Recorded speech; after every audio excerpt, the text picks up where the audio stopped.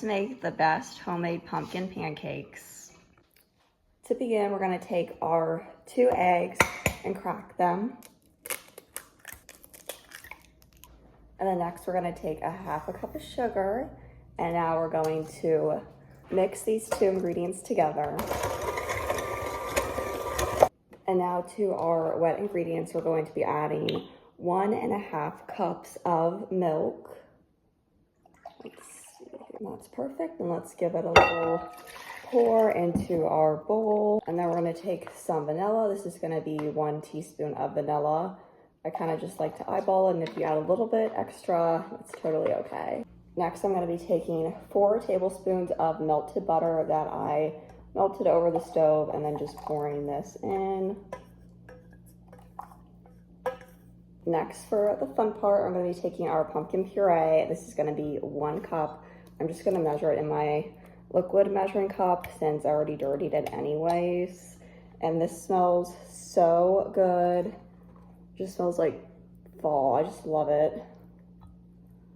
Okay, this is gonna be a little bit harder than I thought it was gonna be in this glass measuring cup, but that's okay. Let's put this in here. It smells so good. Now we have all of our wet ingredients. We're gonna give everything a mix. Next, we're gonna be measuring our all-purpose flour. We're gonna be using 2 cups. I'm just spooning my flour into the measuring cup. Here's 1 cup, and here's 2 cups of flour. And next, for our ground cinnamon, we're gonna be taking 1.5 teaspoons. Teaspoon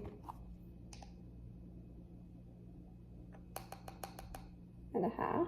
Our next spice is going to be ground nutmeg. We're going to take 1/4 teaspoon of this.